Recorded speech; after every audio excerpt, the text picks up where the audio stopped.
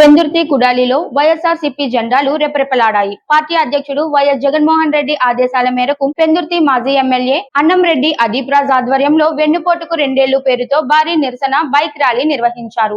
వేలాదిగా తరలివచ్చిన ప్రజలు, కార్యకర్తలు, అభిమానులు ఈ ర్యాలీలో పాల్గొని తమ నిరసనను వ్యక్తం చేశారు. పెందుర్తి ప్రాంతంలోని ప్రధాన రహదారుల గుండా సాగిన ర్యాలీలో పార్టీ జెండాలు, నినాదాలతో కార్యకర్తలు సందడి చేశారు. ఈ సందర్భంగా నాయకులు మాట్లాడుతూ కూటమి ప్రభుత్వ ప్రజా వ్యతిరేక విధానాలపై తీవ్ర విమర్శలు గుప్పించారు. ప్రజలకు ఇచ్చిన హామీలను అమలు చేయడంలో ప్రభుత్వం విఫలమైందని ఆరోపిస్తూ నిరసన కార్యక్రమాన్ని చేపట్టినట్లు పేర్కొన్నారు. ఈ మహా నిరసన కార్యక్రమంలో 4 మండలాల పార్టీ అధ్యక్షులు, జెడ్పీటీసీ ప్రతినిధులు, వైస్ ఎంపీపీలు, రాష్ట్ర, జిల్లా, నియోజకవర్గ, మండల స్థాయి నాయకులు పెద్ద ఎత్తున పాల్గొన్నారు. అలాగే పార్టీ నాయకులు, కార్యకర్తలు, యువత, మహిళలు, అభిమానులు, అనుబంధ విభాగాల సభ్యులు భారీ సంఖ్యలో హాజరై కార్యక్రమాన్ని విజయవంతం చేశారు.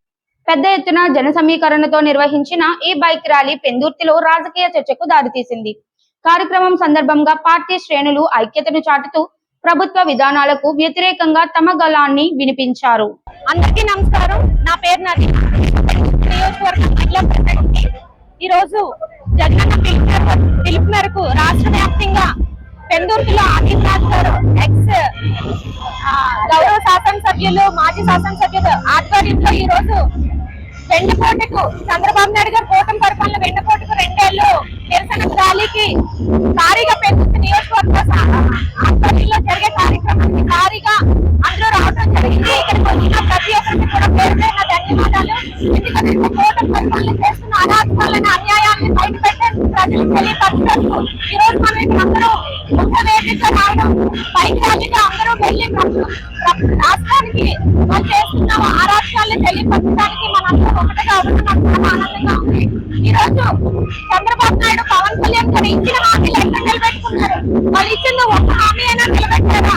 లేదు, యువతను మోసం చేశారు. రాష్ట్రంలో మహిళలు, మరి ముఖ్యంగా మాలాంటి వాళ్ళని అందరినీ కూడా మోసం చేశారు. ఒక డిఎస్సీ అంటే ఒక కుటుంబానికి కళ, ఒక యువకుడు ఆశ. అలాంటి డిఎస్సీలో ఎన్ని అవకాశాలు జరగాలో మనందరం చూసాము. ఖచ్చితంగా దాన్ని సిబిఐ ఎంక్వైరీ చేయాలని చెప్పి వైఎస్ఆర్ ప్రభుత్వం నుంచి అందరం పోరాటం చేయడం జరిగింది. అలాగే జరుగుతున్న ఇక్కడ ఇన్ని మహిళల మీద అరాచకాలు జరుగుతుంటే, రాష్ట్రంలో మహిళలు ఎంత ఇబ్బంది పడుతుంటే అక్కడ ఒక్కసారి కూడా ఎవరి పక్షాన మాట్లాడిన పాపాన్ని పోలేదు. రోజు మనం తెల్లవారులేస్తే బయటకు వస్తే ఎంత భయపడుతూ మహిళలు కట్టుకుంటున్నారో ప్రత్యక్షంగా చూస్తున్నప్పటికీ కూడా ఏ రోజు దాని మీద ఇప్పటి వరకు మాట్లాడిన పాపాన్ని పోలేదు. ఇవన్నీ వదిలేసి ప్రెస్ మీట్ లో ఆవిడ మాట్లాడుతుంది, భువనేశ్వరం తాగలేదు, చంద్రబాబు నాయుడు గారు పెట్టిన టీ నేను తాగాను, నాకు చాలా ఆనందంగా ఉందని. రాష్ట్రంలో ఇబ్బందులు పడుతున్న మహిళల గురించి వదిలేసి నువ్వు చెప్పిన మాటలేంటమ్మా? హోంశాఖలో మహిళా దయచేసి కళ్ళు తెరిచి ఇక్కడ ఏం జరుగుతుందో మహిళల పట్ల నిలబడాలని మా రాష్ట్రంలో ఉన్న మహిళలందరూ కూడా మిమ్మల్ని కోరడం జరుగుతుంది. చంద్రబాబు నాయుడు గారు మీరు ఇచ్చిన హామీలో ఏ ఒక్కరు నిలబెట్టాలని చేసుకోవాలని మీరు పథకాలు మాట్లాడినప్పటికీ కూడా మీరు ఒక పథకమైన అమలు చేస్తారా? గెలిచిన తర్వాత ఒక్కసారి నోటిఫికేషన్ ఇచ్చి మేము అంతమందికి ఉద్యోగాలు తీసుకుని ఎక్కడ మీరు తీసిన ఈ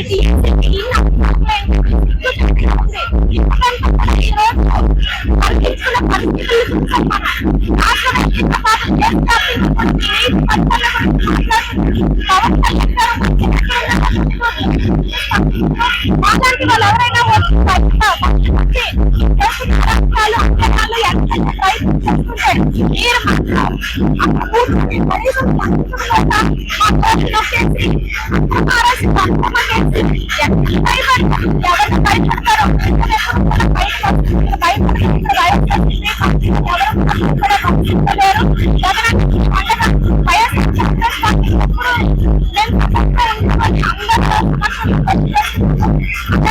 ఇకనైనా సరే ఈ రాష్ట్రానికి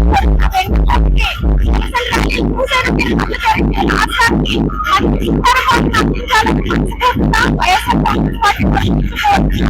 అలాగే ఈ రాష్ట్రంలో కూడా జరుగుతుండే బాగుండు అనవసరంగా నమ్మించిన మాటకి అనవసరంగా అన్నిటికీ ఆశపడి పరిస్థితి దయచేసి